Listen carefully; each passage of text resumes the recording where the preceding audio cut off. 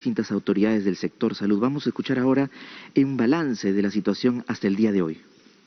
Señoras y señores, muy buenas tardes. Se da inicio a la conferencia de prensa del señor Presidente de la República, Martín Vizcarra Cornejo. En esta oportunidad acompañan al señor Presidente de la República, el Presidente del Consejo de Ministros, el Ministro de Justicia y Derechos Humanos, el Ministro de Salud, así como la Viceministra de Prestaciones Sociales del Ministerio de Desarrollo e Inclusión Social, la Jefa del Comando COVID-19 y el Director de Salud Mental del Ministerio de Salud. Muy buenas tardes, tengan todos ustedes.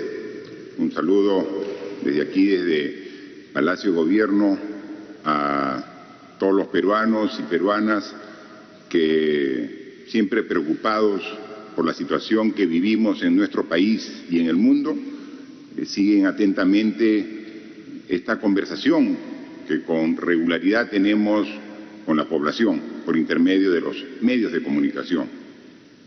Hoy ya estamos 19 de mayo y desde que declaramos el estado de emergencia ya han transcurrido 65 días y cada vez más apreciamos lo complejo que es la tarea en la cual estamos comprometidos todos. Este virus, el COVID-19, realmente es un virus nuevo, una enfermedad muy compleja que está requiriendo todos los esfuerzos de autoridades y de población para combatirlo. El día de ayer en la noche tuve una comunicación telefónica con el primer ministro de Japón, Shinzo Abe. Hablamos por alrededor de 25 minutos e intercambiamos opiniones sobre cómo viene afectando este virus al mundo entero. Y esta conversación se complementa con otras conversaciones que he tenido con otros líderes, presidentes de países del primer mundo, de los países más desarrollados. Hace una semana tuvimos, como se hizo conocimiento público, una conversación con el presidente de Estados Unidos, con Donald Trump. Tuvimos también lo propio ya hace algunas semanas con el presidente de Corea del Sur y también con el presidente de China, ¿no?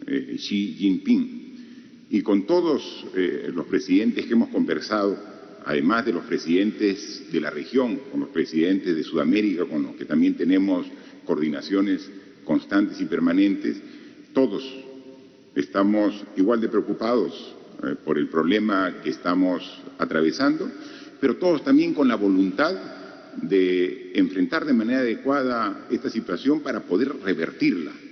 Y coincidimos en que la mejor forma es el trabajo en equipo. No solamente el trabajo en equipo a nivel internacional, porque como este virus afecta a 200 países en el mundo, ya está bordeando los 5 millones de personas contagiadas a nivel mundial. Entonces vemos que los efectos son muy grandes.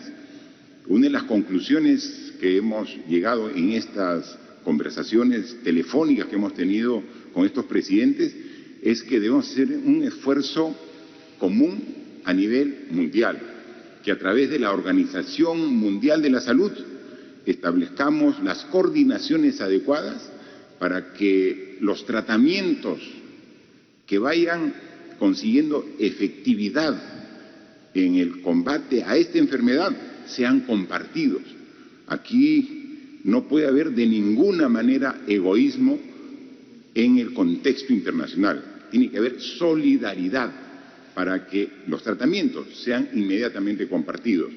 Por eso, uno de los acuerdos que tuve en la conversación con el presidente de China fue que viene ya una misión de científicos chinos para conversar con los científicos peruanos, que los tenemos y de muy alta calidad, sobre todo el análisis científico de esta enfermedad, para trabajar precisamente la cura a través de los procedimientos que estén dando resultados, como también ya lo hemos hecho, nosotros podamos dar a conocer el genoma del virus COVID-19 del Perú para que también sea analizado en el otro esfuerzo científico que se está haciendo a nivel mundial, que es el de buscar la vacuna. Para ello también, el día de anoche, cuando hablamos con el primer ministro de Japón, ellos están trabajando en ambos sentidos y el ofrecimiento es compartir la información para poderla usar en el momento oportuno con la población de nuestro país y del mundo. Ese es el esfuerzo, es decir, el esfuerzo que tenemos que hacer a nivel global.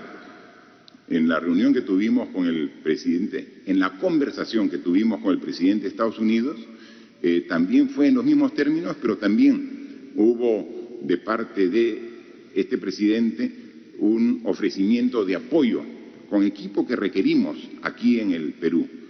Ha ofrecido apoyar con ventiladores mecánicos para que puedan llegar, para sumarse al esfuerzo de tener cada vez más una mejor respuesta a los requerimientos que nos da esta enfermedad. En las próximas semanas está llegando este ofrecimiento que ha hecho también el gobierno de Estados Unidos y esperemos que esto se sume a los esfuerzos propios de adquisición que hemos hecho y que han aumentado la capacidad de respuesta que tenemos como país. Pero la reflexión es si el mundo está haciendo un esfuerzo de trabajo en conjunto, porque es la única forma de enfrentar de mejor manera a este virus, tenemos que hacer lo propio al interior del país. Si el mundo se une para enfrentar a esta pandemia, con mayor razón debemos unirnos los peruanos. Y vamos a hacerlo, como lo venimos haciendo desde el primer día.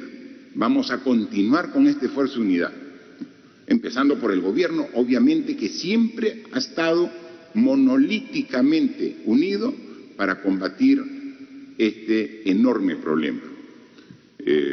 Aprovecho siempre la oportunidad para aclarar falsas noticias que tratan de desinformar a la población. El fin de semana corrió por medios digitales una noticia de que habría un cambio de gabinete, que algunos ministros estarían siendo cambiados. Qué mal de parte de los que generan esa desinformación tratar de transmitir noticias falsas. Y alguien me decía y hacía una reflexión, ¿no?, que el virus, el COVID-19, como lo hemos dicho en muchas oportunidades, se transmite a través de las personas. ¿Cómo se transmite el COVID? De persona a persona. Por eso es que si las personas ponen esfuerzo de no movilizarse, de no acercarse, de no entrar en contacto con otras personas, eliminamos la transmisión del virus COVID-19. También las noticias falsas no se transmiten solas, las transmiten las personas. Entonces hay que hacer el mismo esfuerzo de combatir el COVID, de combatir la desinformación.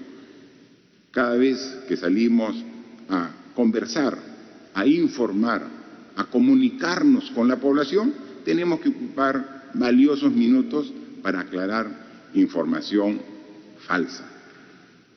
La anterior oportunidad tuvimos que aclarar que era mentira de que el presidente estaba mal de salud, recluido en una clínica, tratándose precisamente el tratamiento de la enfermedad, ¿no? Falso, ¿no?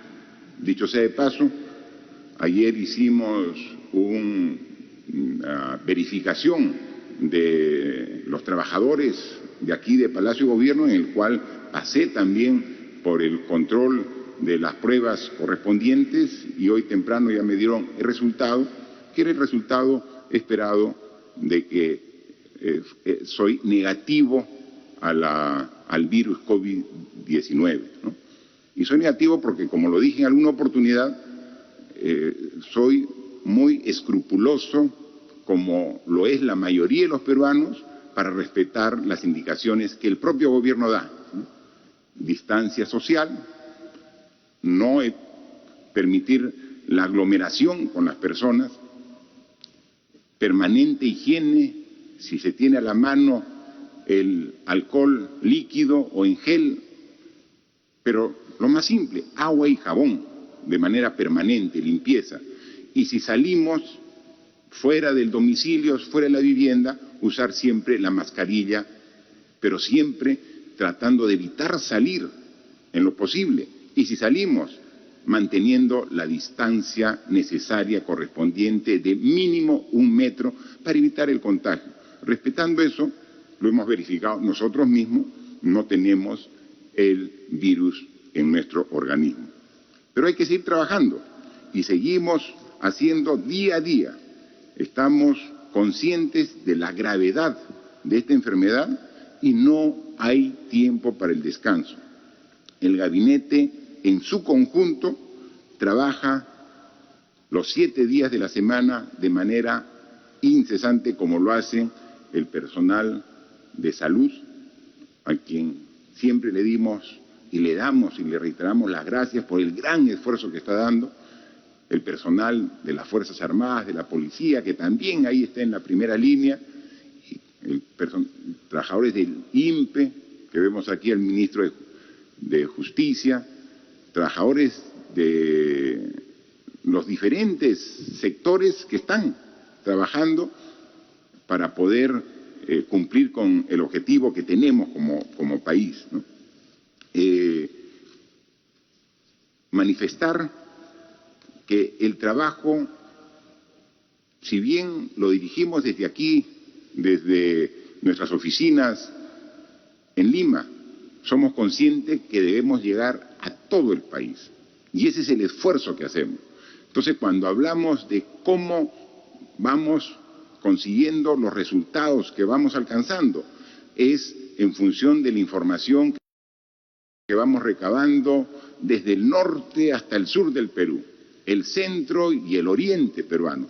Todo es un solo país, complejo, diverso, diferente en cada una de las regiones, pero igual les prestamos exactamente la misma atención y dedicación.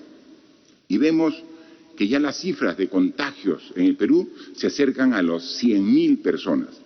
Exactamente tenemos que al día de hoy, la información que nos hace el Ministerio de Salud es que de 979.582 personas que han sido muestreadas, 99.483 han dado positivo. De ellos, 7.526 se encuentran en condición de hospitalizados a lo largo y ancho de todo el país y 883 pacientes están en las unidades de cuidados intensivos. Hoy el equipo del ministro de Salud nos informaba que tenemos un poco más de 10.000 camas de hospitalización actualmente, de las cuales 7.500 están ocupadas. En consecuencia, tenemos cerca de 3.000 camas disponibles de hospitalización. Y en lo que corresponde a unidades de cuidados intensivos, tenemos 1.052 camas a nivel nacional, de las cuales 883 están ocupadas. Entonces, tenemos que seguir en este esfuerzo de ir aumentando gradualmente las camas de hospitalización y las camas para las unidades de cuidados intensivos. Y entonces es necesario explicar y dar a conocer el esfuerzo que estamos haciendo como país por muestrear cada vez más peruanos y peruanas. 679.000, ¿no? ¿Qué representa esa cantidad? Yo quisiera mostrarles un cuadro para hacer un análisis comparativo con los países vecinos de la región. Si vamos al cuadro, vamos a poder apreciar que esta gráfica, yo me voy a parar para poder mostrar exactamente dónde nos encontramos y cuál es la curva que representa al Perú. Miren ustedes, aquí tengo un puntero. Miren, al 8-10 de abril pueden apreciar que Perú, Chile, Colombia, Argentina, Ecuador y Uruguay teníamos más o menos la misma cantidad de pruebas, menos de 100.000. Estábamos por el orden de entre los 20.000 y 60.000 pruebas, todos los países que estamos haciendo referencia, que son países similares de la región, ¿no? Teníamos esa cantidad. Ahí decidimos con el ministro de Salud de que con esa evaluación que hacíamos a los ciudadanos no íbamos a tener la información real necesaria para poder combatir la enfermedad, que teníamos que ser mucho más ambiciosos. Y ahí es donde nos dijo el ministro de Salud, con su equipo de prospectiva, que para poder hacer un muestreado adecuado deberíamos aumentar las 1.200 pruebas que hacíamos en promedio por día a 12.000 pruebas. Es decir, ambiciosamente multiplicar por 10 la cantidad de pruebas. Y ahí miren cómo el Perú, que estaba en este nivel, cómo comenzó a subir la cantidad de pruebas y dónde nos encontramos. Ya estamos llegando a las 700.000 pruebas, 679.000 exactamente. Miren, comparen con el resto de países. Por ejemplo, Colombia y Argentina son dos países que tienen mayor población que el Perú y sin embargo la cantidad de pruebas que han hecho es más o menos la tercera parte que ha hecho el Perú. Este esfuerzo de realizar pruebas de manera así intensa nos permite sincerar la información, nos permite dar información más real para poder directamente llegar a las personas que están siendo infectadas y poder hacerles el tratamiento correspondiente y poder evitar que los contagios continúen de manera indefinida. Y ahí tenemos que, para tener un panorama de todo el país, hemos también distribuido las pruebas a nivel nacional. Tenemos un cuadro que puede ser claro para que se vea el esfuerzo que estamos haciendo a nivel nacional. Más o menos nosotros ya como país hemos adquirido alrededor de 1.400.000 pruebas, de las cuales ya han llegado un porcentaje importante ellos. Pero hemos distribuido 422.000 pruebas a todas las regiones del país para que complementariamente al muestreo que hace el Ministerio de Salud, es salud que tiene pruebas, también los gobiernos regionales están haciendo el trabajo y el esfuerzo de determinar el nivel de contagio que se tiene en cada una de las regiones. Pueden apreciar que las regiones que han recibido mayor cantidad de pruebas, en este caso pruebas rápidas, pero también pruebas moleculares, son Piura, La Libertad, Lambayeque, Loreto. Son las regiones que tienen el mayor nivel de contagio y en consecuencia tienen la mayor cantidad de pruebas que han recibido. Otras regiones tienen menor cantidad de pruebas en función del tamaño de su población y el nivel de contagio que tienen actualmente. Y de esa forma es que venimos trabajando a nivel de todo el país. Y por ello es que los ministros, encabezados por el Premier, están viajando de manera constante y permanente a todas las regiones del país. El Premier estuvo recientemente, la semana pasada, un viaje primero a la región Lambayeque, luego se fue a la región de Ucayali, estuvo en Pucallpa, y recientemente, hace 2 días, ha estado en la región de Loreto, en Iquitos, conversando con las autoridades regionales, con las autoridades de salud, con la propia población a través de su sociedad civil, los esfuerzos que estamos haciendo todos en conjunto para poder enfrentar a esta enfermedad. Pero no solamente el Premier viaja, viajan todos los ministros a las regiones que son de su responsabilidad.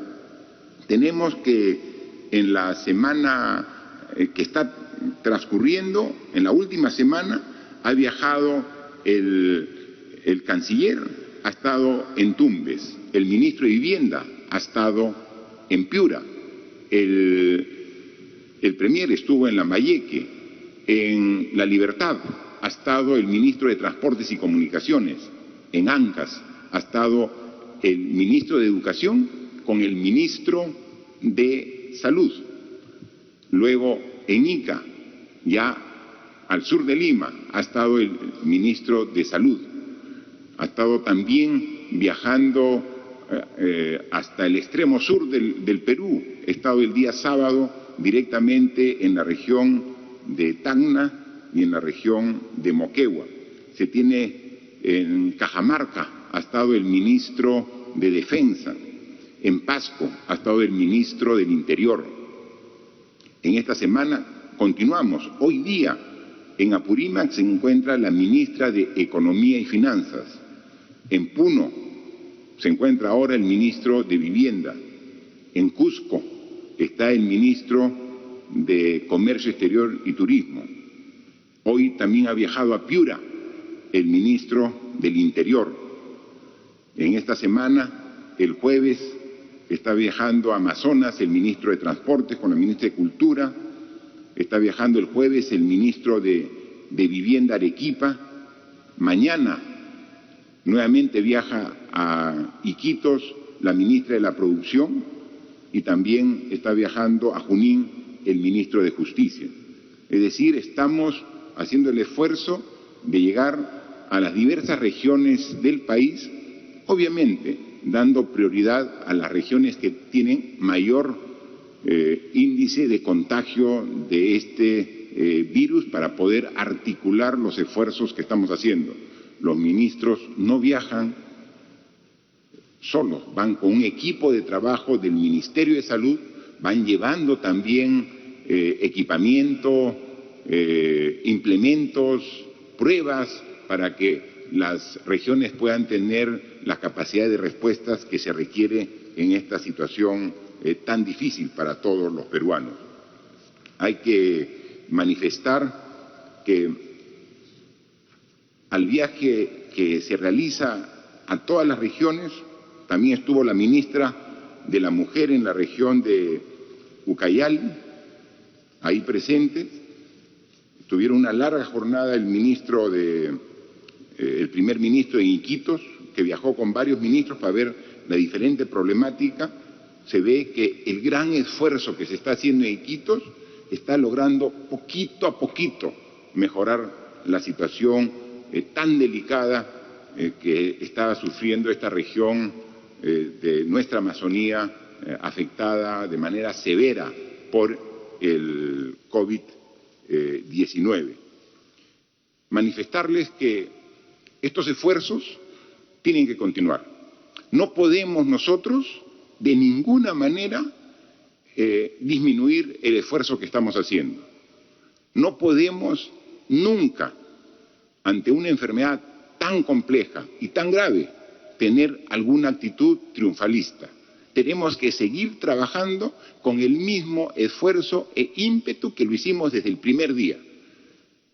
Identificamos que los problemas se estaban dando en las zonas de contagio más concentradas, que eran los mercados. Y lo dijimos, vamos a trabajar directamente en los mercados con los municipios para revertir esta situación. Y ahí se comienzan a ver los resultados. Pero para poder actuar teníamos que evaluar. Y hemos evaluado los mercados, y aquí yo les muestro solamente algunos de los mercados que han sido evaluados para que vean la diversidad de resultados. Aquí pueden ver nuevamente en el gráfico de los mercados que hemos evaluado, por ejemplo, los mercados que tienen más del 50% de sus comerciantes con la infección del COVID-19 en su organismo.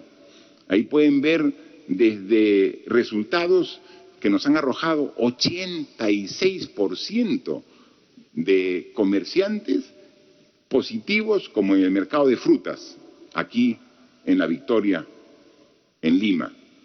Vemos cómo en Villa María del Triunfo tenemos resultados de 61% de positividad, o en Villa El Salvador, en Mercado Plaza Villa Sur, 52%, o en Mercado Las Capullanas, en Piura, resultado 51% de positividad. Esto tiene que cambiar.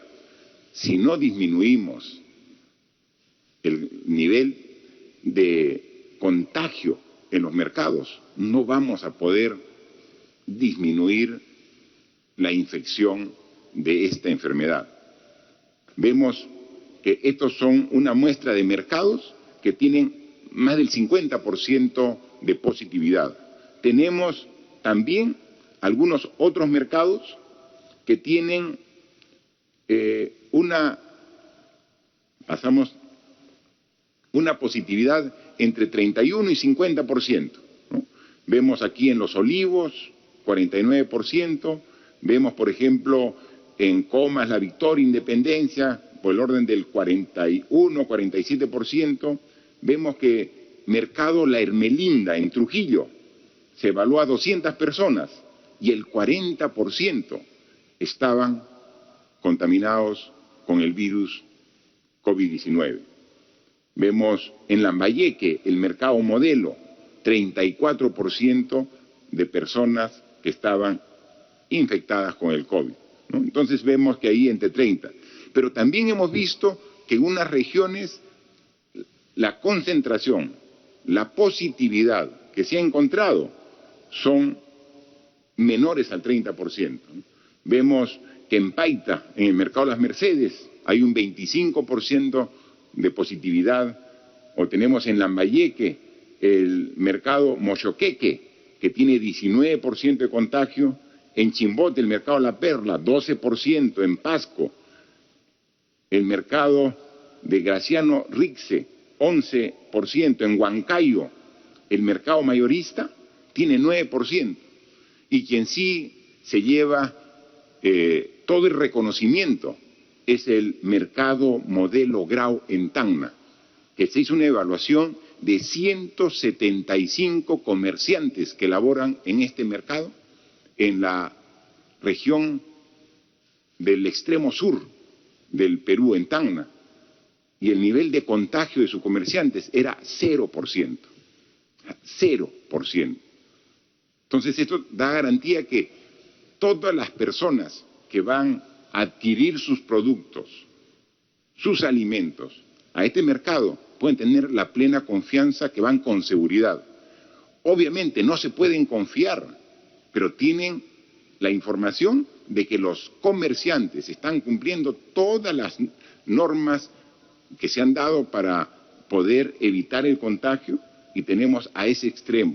Entonces vemos mercados que tienen comerciantes con más del 80% de contagio, y tenemos el otro extremo.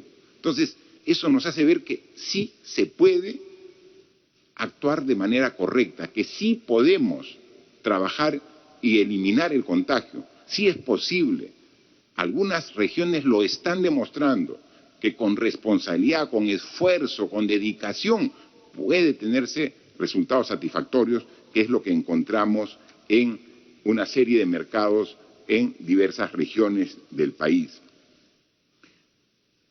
Así como hablamos de los mercados, un tema que es relevante y que quisiera tratar en unos minutos es el tema de la norma que permitía a los niños y adolescentes hasta los 14 años poder salir por algunos minutos de su vivienda acompañado de un adulto.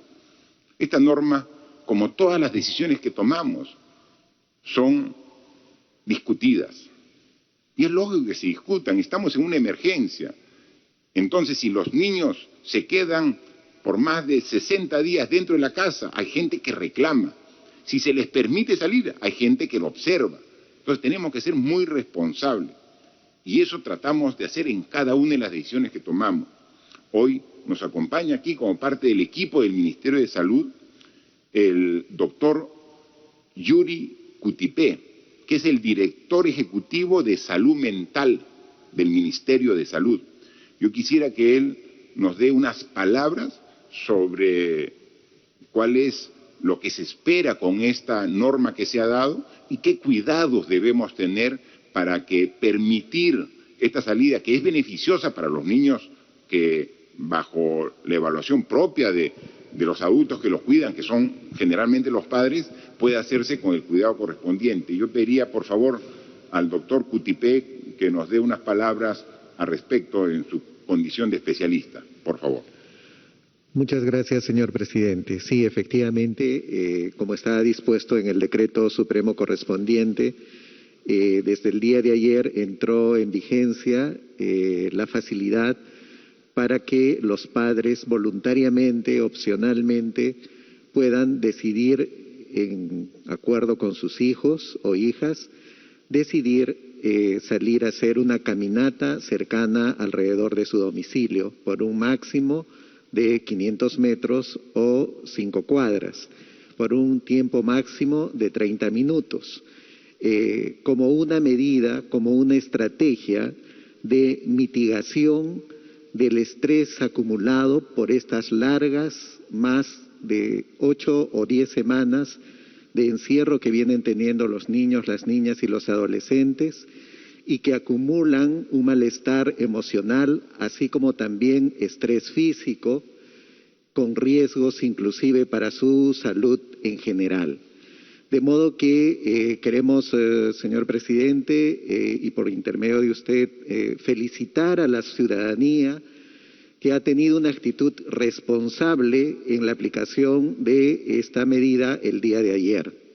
La actitud de los padres ha sido una actitud muy prudente, tanto de quienes no sacaron a sus hijos a esta caminata, como de aquellos que sí se permitieron esta caminata a sus hijos durante 30 minutos.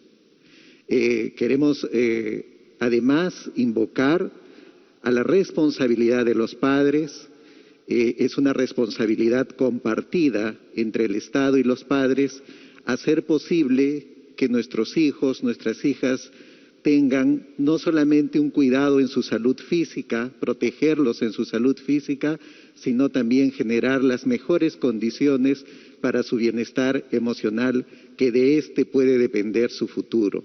De modo que desde el Ministerio de Salud, desde el Centro de Control de Enfermedades, semanalmente se estará informando a toda la ciudadanía respecto a los distritos de alto riesgo y de bajo riesgo, de modo que se incorpore cada vez más, en tanto los distritos pasen a bajo riesgo en COVID, se incorporen cada vez más poblaciones de niños, niñas y adolescentes que también puedan hacer uso conjuntamente con sus padres de esta estrategia de medicación, de mitigación, así como también invocar a las familias que en el espacio privado podamos, así como acompañamos a nuestros hijos e hijas en sus labores educativas, también realizar actividades de juego, de ejercicio, de distracción, que puedan hacer lo posible, que les permitan sobrellevar estos tiempos difíciles, en tanto podamos acondicionarnos a una nueva vida fuera de la vivienda. De modo que semanalmente el Ministerio de Salud estará informando sobre esta medida y, como se ha dicho, señor presidente, esta medida irá adecuándose dependiendo de las circunstancias, pero por ahora es lo que se puede poner a disposición de la ciudadanía, de los padres y madres, de modo que cuando vean por pertinente puedan salir con sus hijos en el horario de 12 del día a 6 de la tarde en los distritos donde hay bajo riesgo de contagio. Muchas gracias. Como bien nos hacía recuerdo el doctor Cutipé, especialista en el tema, finalmente lo que se permite con esta norma es la posibilidad que los padres de familia puedan acompañar a sus hijos a un paseo muy corto para que puedan atender algún problema que puedan estar pasando sus hijos, hijas. Finalmente la decisión corresponde a los padres, se da la posibilidad, en algunos casos puede que sea necesario esta salida, puede que no, a través de los niños, como las personas, somos diferentes, algunos requieren salir, otros no, y podrían ser lo más conveniente en función de la evaluación propia que también se hace en todos los hogares. Así que seguiremos evaluando esta norma, porque lo que queremos en esta norma y en todas las que damos es que tengan los mejores resultados en beneficio de la población. Eso es lo que buscamos. O sea, no existe la decisión perfecta. Son decisiones que se tienen que tomar buscando lo mejor para todos los ciudadanos. Y hay veces las decisiones que se toman que benefician un aspecto puede perjudicar en otro. Es ahí donde hay que buscar el equilibrio. Pero tengan ustedes la plena seguridad, a todos ustedes, señoras, señores que nos escuchan, jóvenes, niños que nos escuchan, que todo el esfuerzo que hacemos es buscando lo mejor para la salud, para las personas. Ese es nuestro objetivo. Hay veces incluso uno con la mejor intención puede cometer un error, una equivocación. Si eso lo vemos y nos lo advierten, tenemos la valentía de corregir los errores. O sea, la voluntad siempre es de buscar lo mejor para la ciudadanía. Este es un virus nuevo. Este virus no tiene un catálogo de cómo reaccionar para combatirlo, ni aquí en el Perú, ni en ninguna parte del mundo. Así que con criterio, con responsabilidad y con mucho esfuerzo estamos buscando las mejores respuestas en el campo de la salud, en el campo económico, en el campo social para atenderlo, ¿no? Y ahí estamos con todo el esfuerzo. Somos conscientes que un estado de emergencia de este tipo está originando problemas también en los ingresos familiares de los hogares peruanos. Por eso es que hemos dispuesto ya hace algunas semanas que 6.700.000, 800.000 hogares reciban 760 soles. Este bono que hemos dicho, o sea, como una ayuda económica del gobierno para poder atender las necesidades básicas de esta población vulnerable que siente los efectos de esta cuarentena. Hemos pedido información al Ministerio de Economía y a los ministerios responsables de esta transferencia, y el compromiso es que de estos 6.700.000 hogares que están identificados que van a recibir el bono, a fines de mayo, a fines de este mes, debemos estar ya atendiendo a 5.100.000 hogares.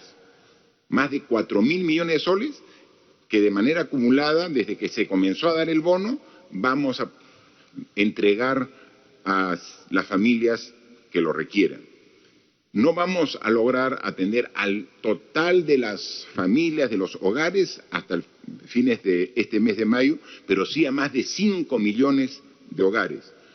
El 1.600.000 hogares que quedan pendientes serán atendidos en la primera quincena del mes de junio. Queremos nosotros que antes que termine el mes de junio podamos haber atendido a estos 6.700.000 hogares para que puedan, con esta transferencia de 760 soles, atender lo más urgente que queremos. Estamos en pleno trabajo. Ya la experiencia nos ha permitido hacer las transferencias de manera más eficiente. El primer tramo que dimos de un bono de 380 al inicio, nos demoramos como 45 días para hacer efectivo, porque no había cómo hacer la transferencia a tantas familias. Se va adquiriendo un expertise, una experiencia que le estamos mejorando y ya nos permite asegurar que más de 5 millones de hogares, antes que termine este mes de mayo, tendrán los 760 760 soles disponibles para poder utilizarlo en lo que sea más conveniente. Un tema también importante comentar es sobre algunas medidas y decisiones que está tomando el Congreso de la República. Se comentó sobre el gran problema que se tiene en los penales, en los centros de reclusión, en las cárceles que hay en el Perú. Nosotros hemos tomado algunas medidas para disminuir el hacinamiento que existe. Ya alrededor de 1.000 personas privadas de su libertad, a través de normas directas que hemos hecho como Ejecutivo, han logrado su libertad. Obviamente asegurándonos que no sean elementos peligrosos para la sociedad. Eso es lo que estamos trabajando. Pero existe una cantidad importante de personas privadas de su libertad que están en condición de procesadas, que no tienen sentencia, y que queríamos buscar el mecanismo para que el Poder Judicial pueda, a esas más de 30.000 personas en condición de procesadas, puedan, previa evaluación del Poder Judicial, ver que una cantidad importante puedan salir de la cárcel, porque no tienen sentencia, ¿no? Están recién en un proceso judicial. Para eso preparamos un proyecto de ley que lo elevamos al Congreso de la República y con suma sorpresa nos dimos cuenta que lo desestimaron y lo archivaron, cosa que nos preocupa. Al respecto, yo quisiera que nos dé un poco de mayor información el ministro de Justicia que se encuentra aquí con nosotros. Por favor, ministro. Señor presidente. Sí, efectivamente, señor presidente, desde el inicio de la pandemia acá en nuestro país se ha venido adoptando, señor presidente, en relación a los penales, un conjunto de medidas que están relacionadas en diversos frentes, ¿no? Unas medidas que apuntan al tema masivo del aseo en los penales, las fumigaciones en cada uno de los establecimientos penitenciarios, además también el uso de mascarillas y de los equipos de protección personal que se han venido distribuyendo a nivel nacional, así como la habilitación interna y externa de centros de aislamiento, en algunos casos dependiendo de la infraestructura de los penales y en otros dotando del apoyo del Ministerio de Vivienda para que ello así ocurra. El cuarto frente ha sido el tratamiento temprano en materia del tratamiento por parte del personal médico y el último en el tema del deshacinamiento, que justamente sin duda alguna contribuye a poder manejar de mejor manera y aliviar el impacto del coronavirus en materia de los penales. Respecto del deshacinamiento, exhortamos en su oportunidad, y lo dijimos en diversas oportunidades a nivel nacional, señor presidente, que la problemática de las personas que están privadas de libertad se pueden agrupar en sentenciados y procesados. Adoptamos medidas en relación a los sentenciados, con la cifra que usted ha mencionado, señor presidente, y que va creciendo, y en relación a los procesados, que es una cifra importante de la población penitenciaria, exhortamos al sistema de justicia, tanto al Ministerio Público como al Poder Judicial, para que de oficio puedan activar sus mecanismos de revisión. El Poder Judicial, a través de sus órganos, específicamente el Consejo Ejecutivo del Poder Judicial, exhortó a sus presidentes de corte y a sus jueces para que en ejercicio de su independencia pudiesen efectivamente revisar de oficio los casos. El impacto de esta exhortación no ha sido el esperado y es por eso es que nosotros presentamos, al igual que el Poder Judicial, porque el propio Poder Judicial declaró públicamente que se requería de una ley para poder establecer criterios uniformes y obligatorios para todos los jueces de la República, presentamos este proyecto de ley. El Poder Judicial presentó 2 proyectos de ley que fueron debatidos en el marco de un consenso muy importante en el marco de la Comisión de Justicia. Tanto Poder Ejecutivo, Poder Legislativo y Poder Judicial nos sentamos a discutir estos proyectos. Saludamos la iniciativa de la presidenta de la Comisión de Justicia, saludamos el espíritu conciliador y de consenso que se presentó en esa comisión y lamentablemente días después vimos el archivamiento de estos proyectos. En ningún caso, señor presidente, hemos tenido el ánimo de trasladar el problema al Congreso de la República. Prueba de ello es que el propio Poder Judicial ha solicitado y ha pedido que esto se regule por ley, y en segundo lugar, nosotros no teníamos las facultades delegadas. En su oportunidad las solicitamos y basta realizar una comparación literal entre lo que se solicitó y lo que se concedió para poder concluir indubitablemente que se nos negó estas facultades.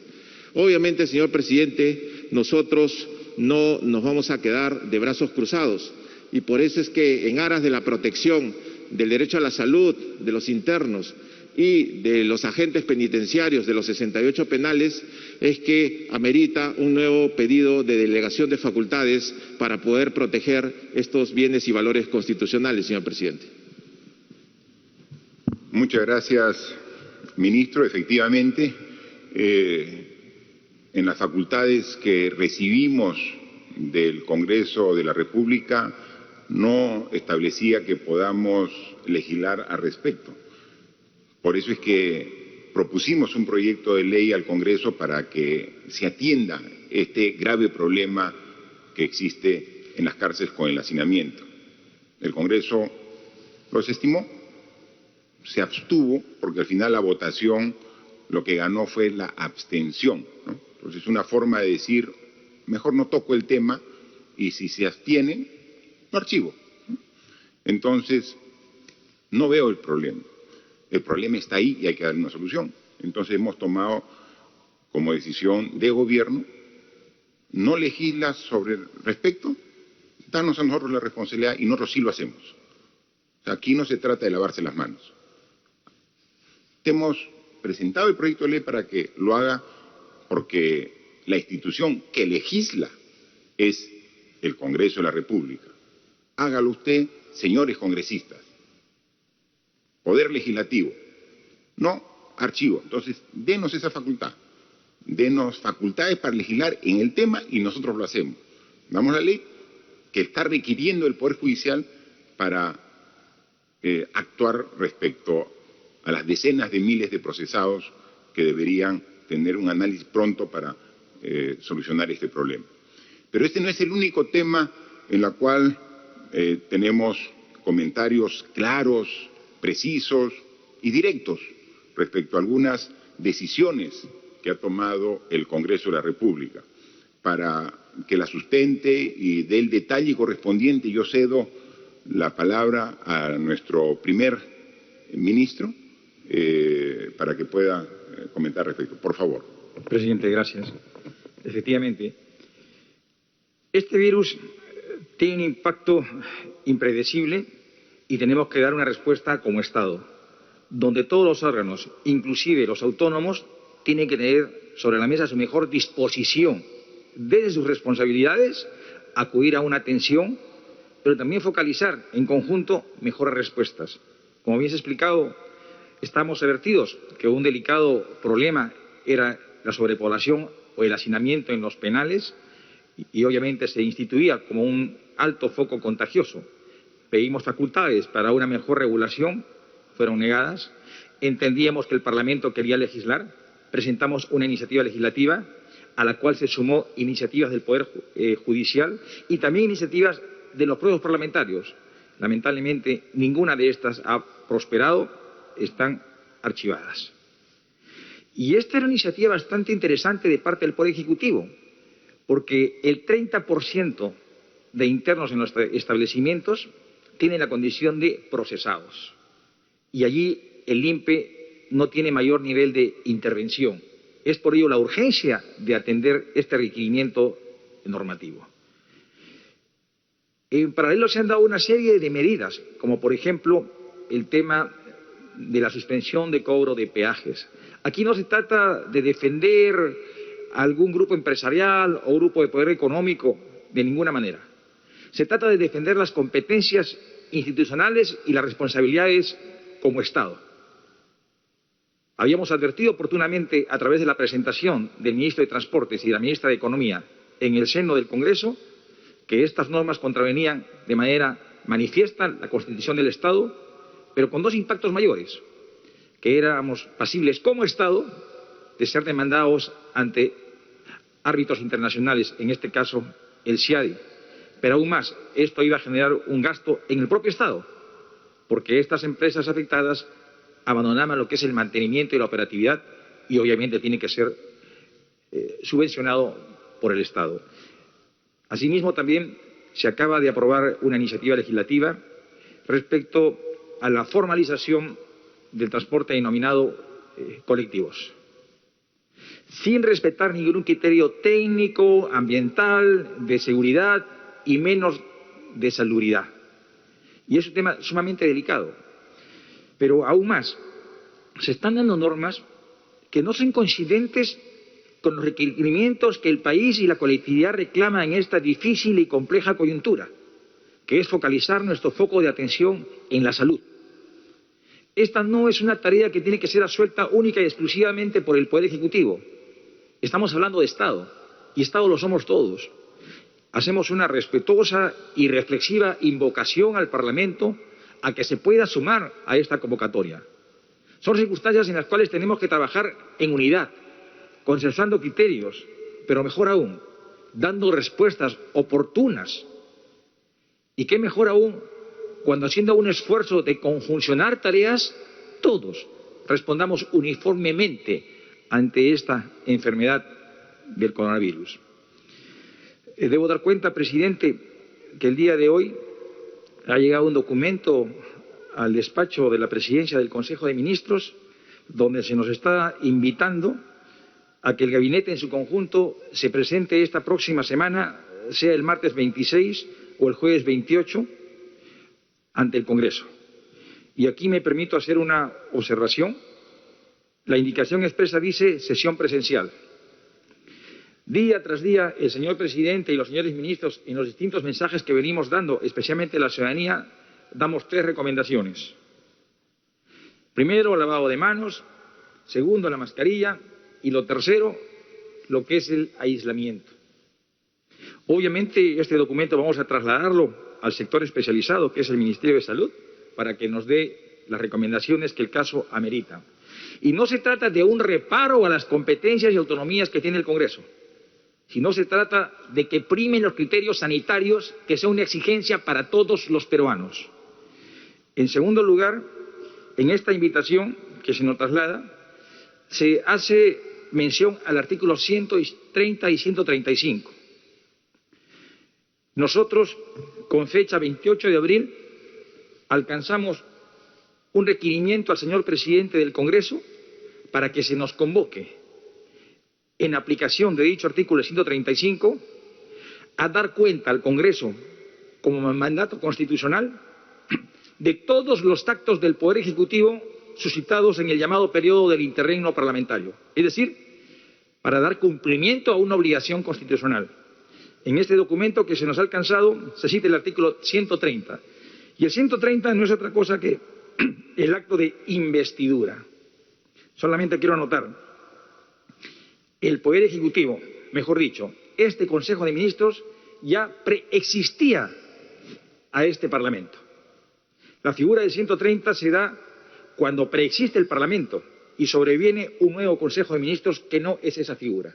Solamente para hacer un recordatorio histórico, el 30 de septiembre se acudió a la disolución del Congreso en cumplimiento del mandato constitucional aquí, en este salón de Palacio de Gobierno, dentro del plazo que establecía la Constitución, explicamos al país la política general del Gobierno. Hacemos esta precisión. Y más aún, iremos al Parlamento en la fecha que se considere pertinente para dar cuenta de lo suscitado en el interregno parlamentario, pero también para dar cuenta al país de las decisiones especialmente que como gestión hemos dispuesto como labor de contención a este virus. Es todo, presidente. Gracias, Premier, por los detalles que son necesarios que se expliquen a la población. Hemos sido siempre claros. Como Ejecutivo nunca nos ha temblado la mano para tomar las decisiones correctas. Como gobierno siempre hemos actuado mirando lo que es mejor para la población y lo vamos a continuar haciendo.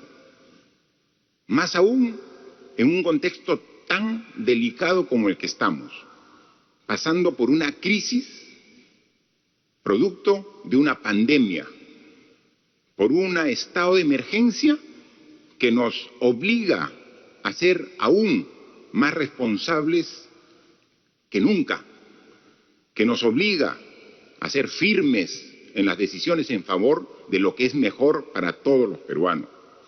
En consecuencia, la energía que hemos tenido siempre para defender lo que es lo correcto, vamos a renovarla una vez más. Le decimos con todo respeto al Congreso de la República, queremos trabajar juntos en bien del país y nuevamente estrechamos nuestras manos para hacerlo juntos, pero pensando lo mejor para el país, no en grupos individuales. Ahora queremos lo mejor para el país. Dense cuenta de la difícil situación por la que estamos atravesando, que nos convoca a que tomemos las mejores decisiones, que no aprovechemos la distracción del combate que todos los peruanos estamos haciendo al COVID-19 para modificar, por ejemplo, normas que ya fueron no solamente aprobadas en su oportunidad, sino que fueron consensuadas con la población.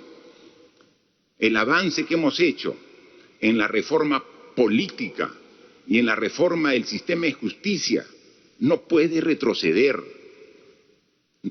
¿Cuánto nos ha costado a los peruanos, por ejemplo, establecer que en las próximas elecciones se respete la paridad y alternancia para que la mujer peruana tenga un lugar importante en la vida política de nuestro país?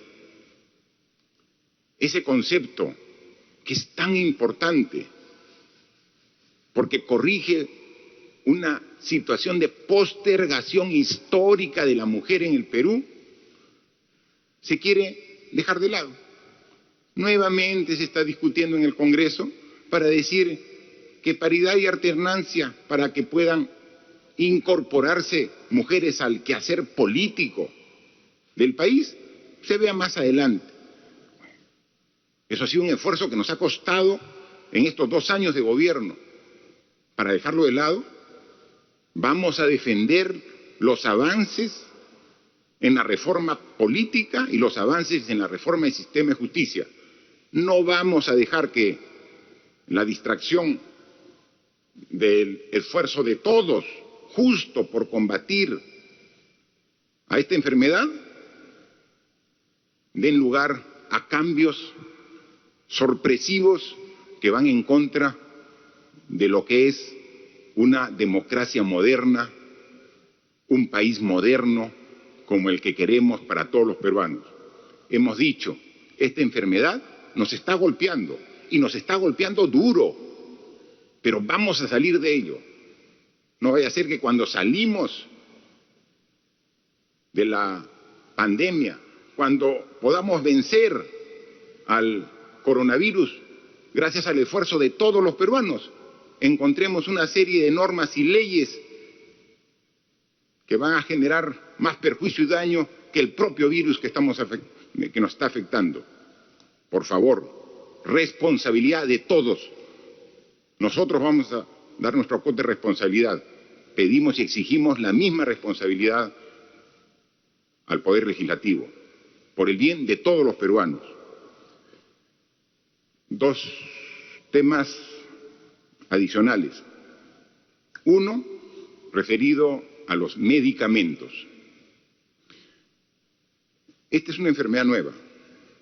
Al inicio, hace pocos meses, no se sabía cómo combatirla.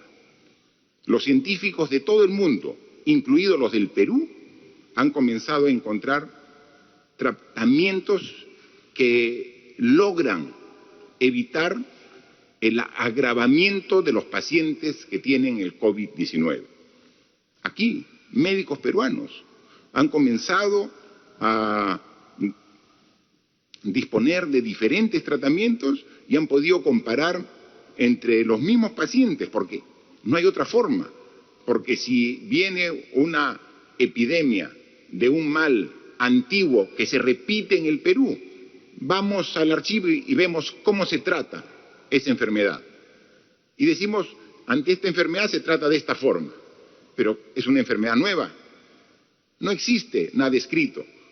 Se está escribiendo la historia del COVID ahora, en vivo y en directo, con el esfuerzo de los profesionales del sistema de salud.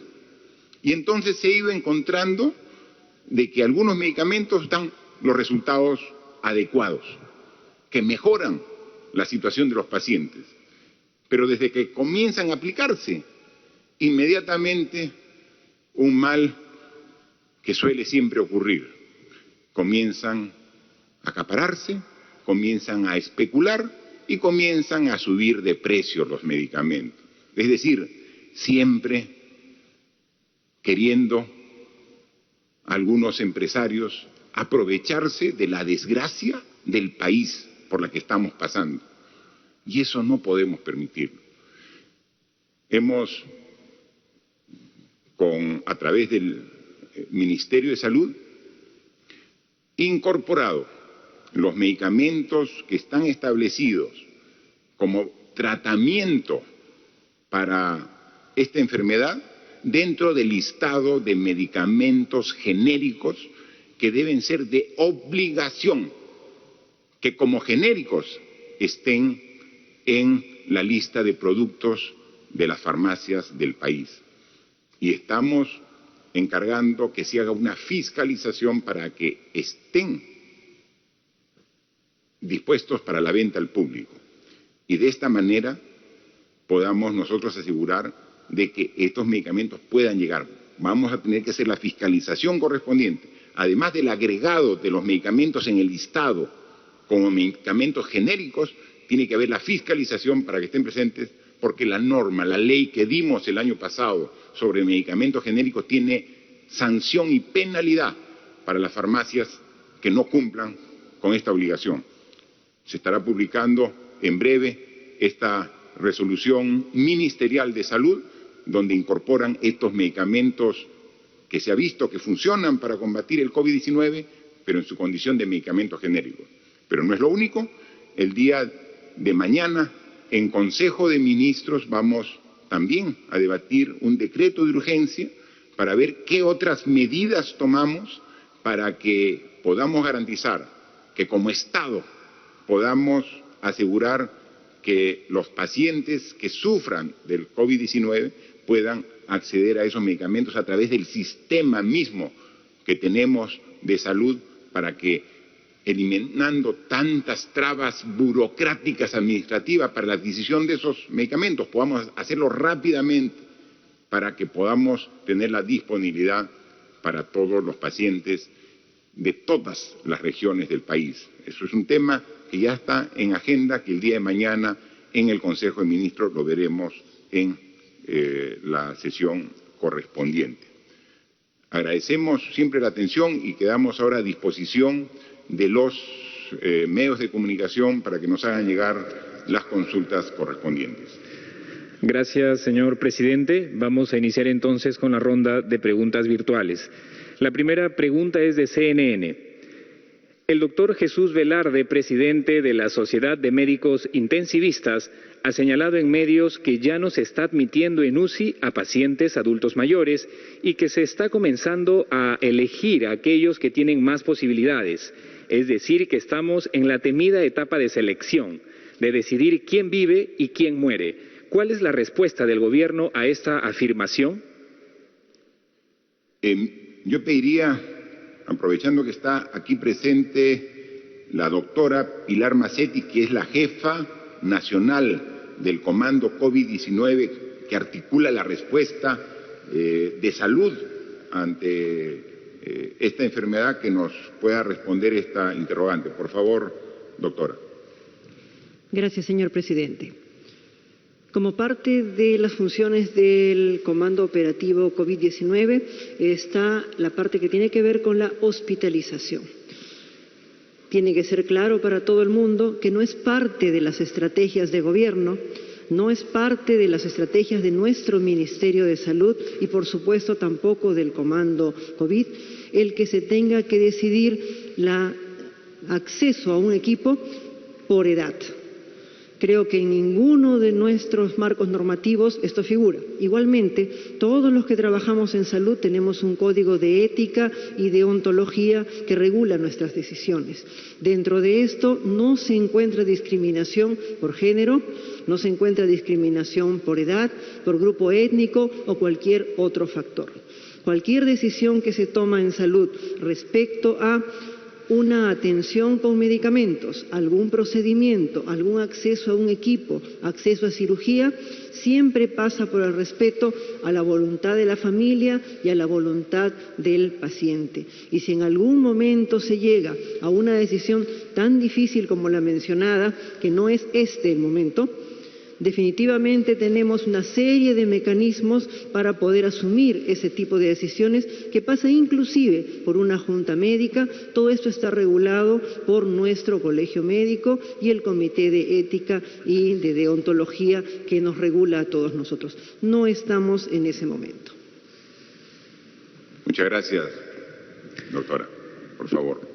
La siguiente pregunta es del periódico digital WIC, que refiere en la primera parte de su interrogante también a la consulta que hizo CNN acerca de la situación en la que los médicos tienen que elegir qué pacientes ingresan a UCI y cuáles no. Y también consultan por qué no se crean cercos en los distritos con mayor contagio para impedir que el virus se traslade a las jurisdicciones con menor número de casos, como ya lo han pedido varios especialistas. ¿Es verdad que a la fecha muchos efectivos policiales están pidiendo su baja por miedo a contagiarse? Por favor, ministro de Salud, Víctor, puede contestar esta interrogante que también coincide con la anterior, pero que tiene otro tema complementario. Gracias, señor presidente. Buenas tardes. Para ratificar lo dicho por la doctora Mazzetti, en el sentido de que no es política de nuestro ministerio y de nuestro gobierno hacer discriminación alguna para el acceso a los servicios de salud y menos para el ejercicio de nuestro derecho a un servicio de calidad. En segundo lugar, en relación con el control poblacional como estrategia para reducir el impacto de la epidemia, nuestro enfoque es ciertamente distinto, es habilitar con información en tiempo real a los decisores, sean estos nacionales, regionales o locales, con respecto al nivel de riesgo que se encuentran en cada una de sus localidades por la diseminación o por la forma en que se está diseminando el virus. Esa es la razón por la cual nosotros hemos sido muy intensivos en el uso de pruebas de laboratorio y el mapeo en todas las regiones del país y en todos los distritos que tienen esta información. Con ella no solamente pueden tomar decisiones los gobernadores, los alcaldes, las autoridades nacionales, sino también la propia ciudadanía en relación a cómo pueden identificar aquellos lugares en donde es mayor o menor el riesgo al contagio. Bien, gracias, ministro. Solamente yo respondo la parte final de la pregunta de este periódico digital, que dice, ¿es verdad que efectivos policiales están pidiendo su baja? De ninguna manera. Justo he consultado con el ministro del Interior, muy por el contrario. Tenemos la característica de una Policía Nacional y unas Fuerzas Armadas comprometidas con su país, con la moral al tope, siguiendo, como estamos haciendo nosotros, este combate contra este enemigo, este virus COVID-19, con toda la fuerza, renovando energías de manera permanente. Recuerden ustedes que en algún momento para completar la cantidad de efectivos que requería el ejército peruano, convocó a reservistas y tenía una previsión de que se incorporen 10.000 reservistas y se presentaron en el plazo que se estableció no solo 10.000, sino 16.000 reservistas. Ese es el peruano, comprometido con su país, y cuando sabe que la patria lo llama, ahí está presente. Lo propio es con la Policía Nacional. Incluso se está recibiendo comunicaciones de solicitudes de incorporación al servicio de la policía, muy por el contrario de pedido de baja. Así que no se equivoquen, los peruanos todos estamos en primera línea y estamos dispuestos a combatir hasta que ganemos esta batalla como nos hemos propuesto todos juntos.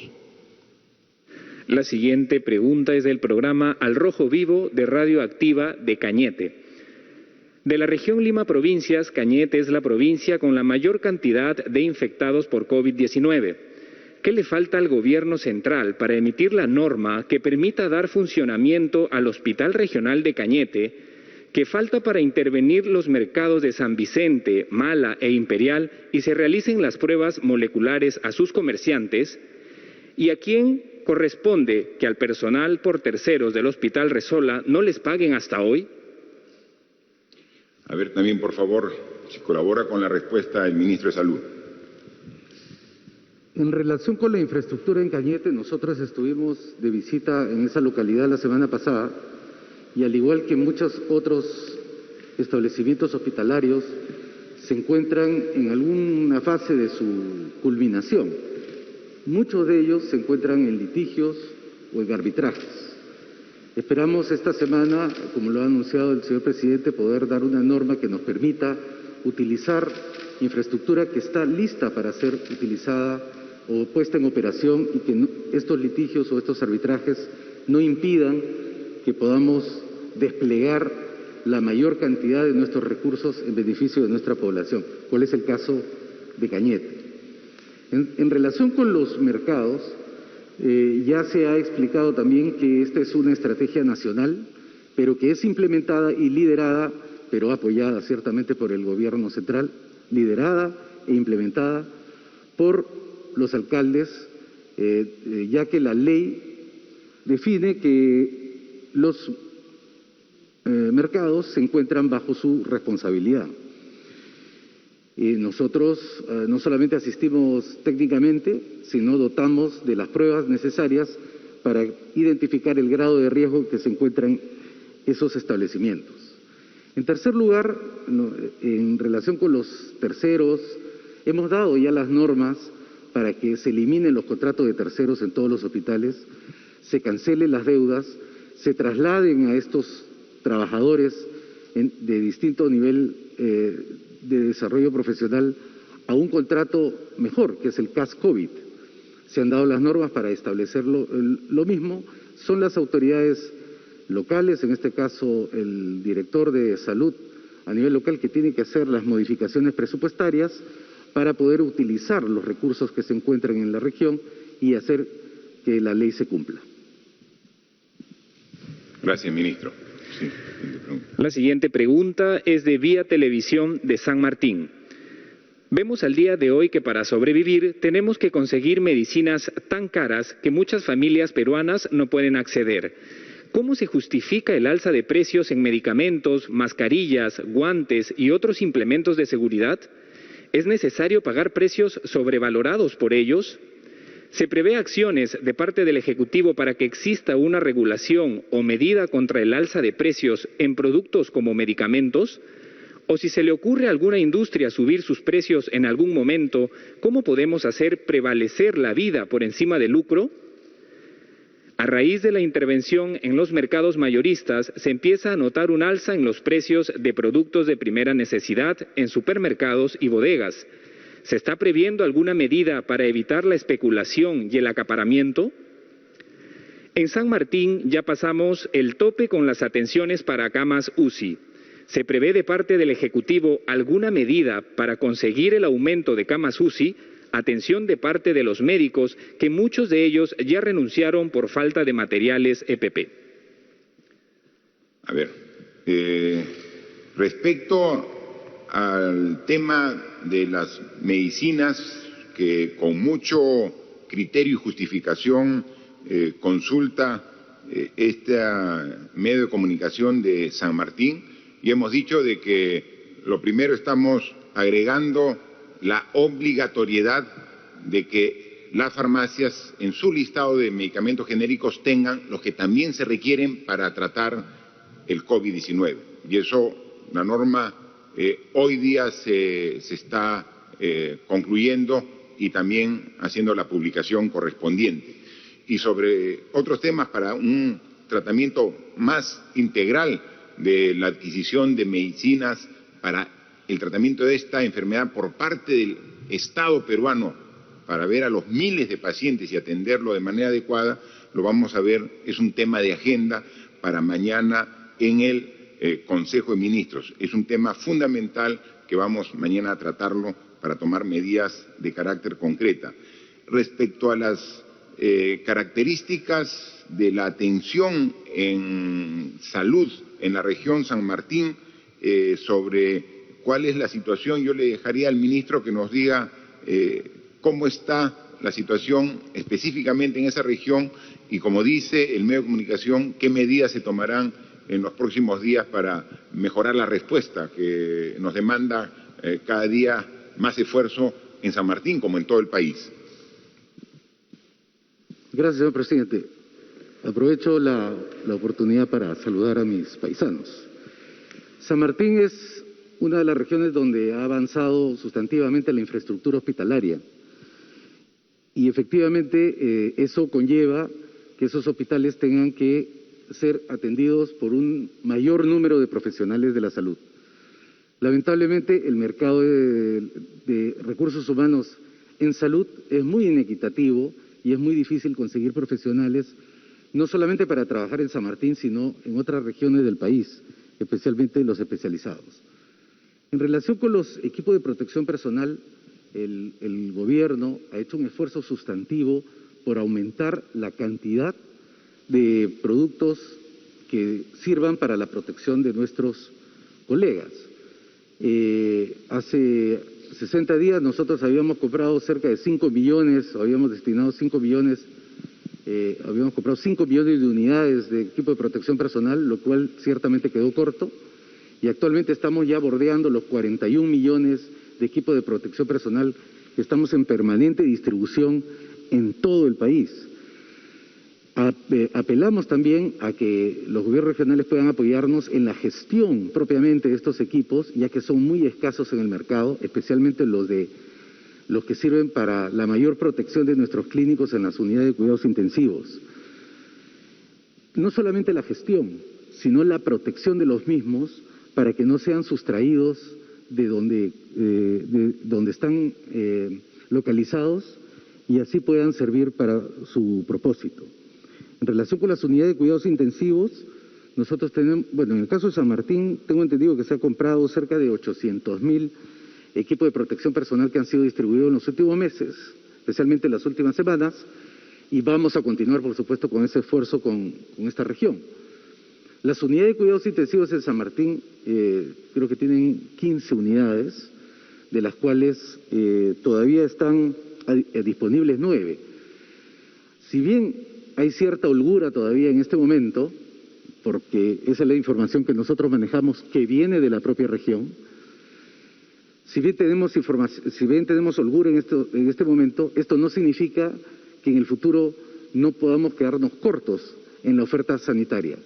Eso es lo que ha pasado en otros lugares y lo que hacemos es movilizar recursos de otras regiones para apoyar lo que puede eventualmente suceder en San Martín. Lo hemos hecho en Tumbes, lo hemos hecho en Lambayeque, lo estamos haciendo en la propia Lima, en Lima provincias, en otros lugares donde estamos movilizando recursos humanos, equipamiento y otros recursos para poder apoyar la gestión regional. Solamente para complementar, hacer recuerdo que cuando el 6 de marzo nos comunicaron precisamente del sector salud, de que en el Perú se había registrado el primer caso de COVID-19. Lo primero que consulté al Ministerio de Salud es si el problema, como ha tenido tendencia en otros países, comienza a crecer, cuántas camas UCI disponemos. Y ahí fue que la respuesta me dijeron que 100, ¿no? Y ese fue nuestro piso. Comenzamos a trabajar con 100 camas UCI. Cuando a los 10 días inicia el estado de emergencia, porque vimos que el contagio se estaba dando de manera muy rápida en nuestro país, hicimos un ajuste buscando toda la posibilidad de camas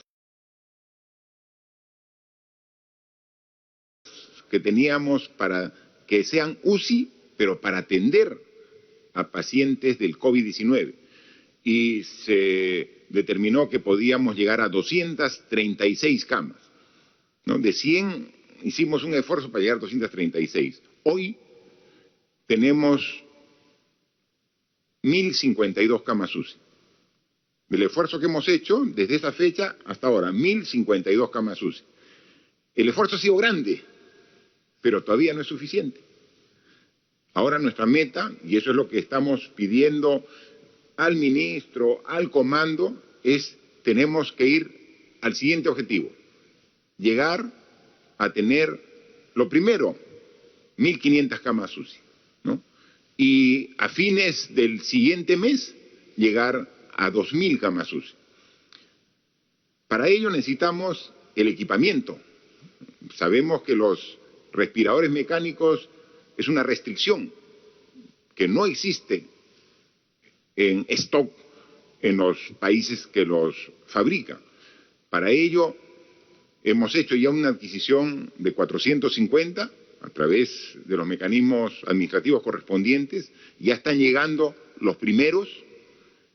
También hay esfuerzos de fabricación nacional de la Universidad Católica, de la Marina de Guerra del Perú, que están ya, la Marina de Guerra ya ha entregado los primeros 10 ventiladores mecánicos.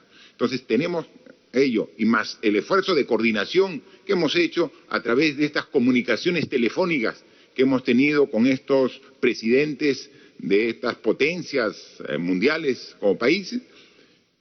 Tenemos la tranquilidad que sí vamos a llegar a esos 1.500 en las próximas 2 semanas, ¿no? Ahora lo que nos falta, y ese es el reto, porque vamos a tener ya el equipo, es tener todo el personal, el recurso humano que pueda atender con estos equipos, ¿no? Entonces, ese es el esfuerzo y ese es el trabajo que estamos haciendo. Entonces, de 100 pasamos a 236, ahora estamos en 1.052 camas UCI. El próximo objetivo es tener 1.500 en las próximas 2 semanas, 1.500, y de ahí a fines del próximo mes tener 2.000 camas UCI para atender a todos los pacientes que, muy a pesar del esfuerzo que hagamos, lleguen a agravar su situación y lleguen a la sala de cuidados intensivos de los hospitales. Gracias, señor presidente. Para culminar, tenemos la pregunta del diario Ahora de Jaén, Cajamarca. El Hospital Nivel 2 de Jaén demoró más de 5 años para construirse. Ha sido visitado por expresidentes de la República, incluso por el presidente Martín Vizcarra, quien puso en marcha este nosocomio en un porcentaje mínimo y comprometió su operatividad al 100% en el presente año. En esta emergencia, siendo de referencia nororiental, tanto para Amazonas, Cajamarca y zona norandina de Lambayeque, ¿por qué no se destina el presupuesto total requerido para su completo funcionamiento, debido a que carece de equipamiento completo, recursos humanos y voluntad para que pueda estar al servicio de 500.000 de ciudadanos del nororiente del país en su completa capacidad? Sí, efectivamente. Yo hasta en 2 oportunidades he visitado el hospital de Jaén y efectivamente asumí un compromiso con el gobernador regional, con el alcalde de Jaén y con su población de que en este año 2020 el hospital de Jaén debería estar operando al 100%. Como todo construcción e infraestructura nueva, comenzó a operar de manera gradual y progresiva. Justo hace una semana, algunos días, el gobernador regional de Cajamarca, Mesías Guevara, nos ha hecho llegar un requerimiento de presupuesto precisamente para que pueda operar de manera integral el hospital regional, el hospital de Jaén, que como bien lo ha dicho el medio de comunicación, no solamente atiende a la población de Jaén, sino tiene un área de llegada mucho más amplia, ¿no? Así que ya hemos coordinado con la ministra de Economía y Finanzas para asignar los recursos requeridos por el gobierno regional de Cajamarca para que pueda trabajar de manera integral, atendiendo ahora a los pacientes COVID, pero después atendiendo a todos los requerimientos de salud de esta gran región de Cajamarca. Para concluir, ya después de haber respondido a las preguntas de los 5 medios de comunicación que se han hecho presente, manifestar un concepto. Llevamos 65 días en este estado de emergencia. Y la pregunta que hacemos, ¿cuánto tiempo más? Y es la respuesta obvia que ustedes mismos las conocen. La población es sumamente consciente y responsable y sabe que hay acciones que hemos tomado que deben continuar. Son acciones de carácter individual y colectivo. No estamos esperando una fecha determinada para decir que las medidas de protección personal terminan, ¿no? Es decir, el lavado de manos con agua y con jabón de manera permanente, el uso de alcohol o producto desinfectante permanente, no va a acabar mañana, pasado ni el próximo mes, tiene que ser continuo. El uso de la mascarilla, ¿no? Que la usamos todos cuando tenemos que salir. Esta mascarilla tenemos que usarla de manera permanente cuando salgamos de nuestra vivienda, cuando salgamos al trabajo, cuando salgamos al mercado, cuando salgamos al banco, tenemos que usarla y usarla bien cuando salgamos. Esta es una barrera al virus. Si lo tenemos, no sale, se queda en la mascarilla. Si no lo tenemos, no ingresa, se queda en la mascarilla, es fundamental. Pero adicionalmente la distancia mínima de 1 metro con las personas, a los costados, adelante, atrás. Si es un poquito más, mejor. Lo mínimo es 1 metro. Y entonces, esas nuevas características de comportamiento que todos hemos incorporado a nuestra forma de actuar. No lo teníamos hace 3 meses. ¿Quién en el Perú usaba mascarillas cuando salía de su vivienda? Nadie. ¿Quién en el Perú mantenía esta distancia? Muy por el contrario, nos gustaba estar pegados a las personas que queremos, abrazar, besar, estrechar la mano. Pero ahora, como es un virus muy contagioso, tenemos que estar a la distancia y tenemos que respetar. ¿Y esto es hasta el fin de semana? No, eso va a continuar, porque tenemos que combatir esta enfermedad hasta que la derrotamos. Y así va a ser. Pero también hay restricciones de carácter colectivo. Las que hemos hablado son las restricciones de carácter individual, es decir, comportamiento individual. Continúa. Yo estoy seguro que todos vamos a respetarlo. Pero hay restricciones sociales, colectivas. El dictado de clases para los alumnos en los colegios, para los alumnos en la universidad. Ya no van a ser presenciales por varios meses, hasta que no tengamos un tratamiento confirmado o una vacuna. Vamos por varios meses. Entonces, no es que el fin de semana, no, esto es continuo. El funcionamiento de restaurante, el funcionamiento de espectáculos deportivos, el tener lleno un coliseo, un estadio, Eso ya no puede ser también por lo menos un mediano plazo. Entonces, también se ha visto, y hablando con los gobernadores regionales, hablando también con los miembros de las fuerzas del orden, el ministro del Interior, el ministro de Defensa, ¿no? Entonces, se tiene que mantener el orden en horas de la noche, donde si no controlamos a través de una restricción de movilidad en horas de la noche, podemos generar focos de contagio, porque es ahí que se podría permitir aglomeraciones, y entonces tiene que haber una restricción que continúe.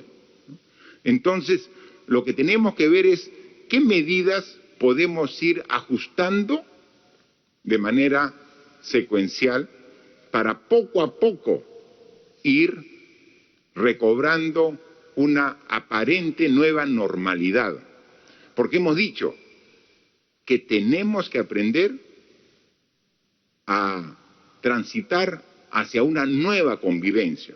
Entonces no existe el día en que se diga se levanta la restricción y todo como antes del 15 de marzo. Eso no existe. Entonces, a lo largo de los días y las semanas, lo que sí tenemos que hacer responsablemente, pensando en lo mejor para usted, es qué ajustes se van haciendo. Y eso lo vamos a hacer siempre con la asistencia profesional de las personas responsables, de los profesionales, de los expertos, a los que siempre acudimos, escuchamos, de todas las ramas, de la ciencia, de todo tipo, que tienen siempre recomendaciones muy adecuadas para actuar en estas circunstancias. Así que seguimos trabajando, seguimos así, mostrándonos ante ustedes con la verdad y con la transparencia que tiene la obligación de respetar una autoridad que se debe a su pueblo. ¿Los momentos son difíciles? Por supuesto que sí. ¿Son complejos? También. Pero la fortaleza nos va a permitir seguir trabajando para que las cifras que hemos dado, las malas, las mejoremos y las buenas las consolidemos. ¿Lo vamos a lograr? Sí lo vamos a lograr. Con más esfuerzo, con más unidad y con más responsabilidad de todos los peruanos. Muchas gracias. La exhortación entonces de parte del presidente de la República al pueblo peruano a no bajar la guardia, seguir con las medidas de protección a nivel nacional. Continuamos con la programación habitual de TV Perú.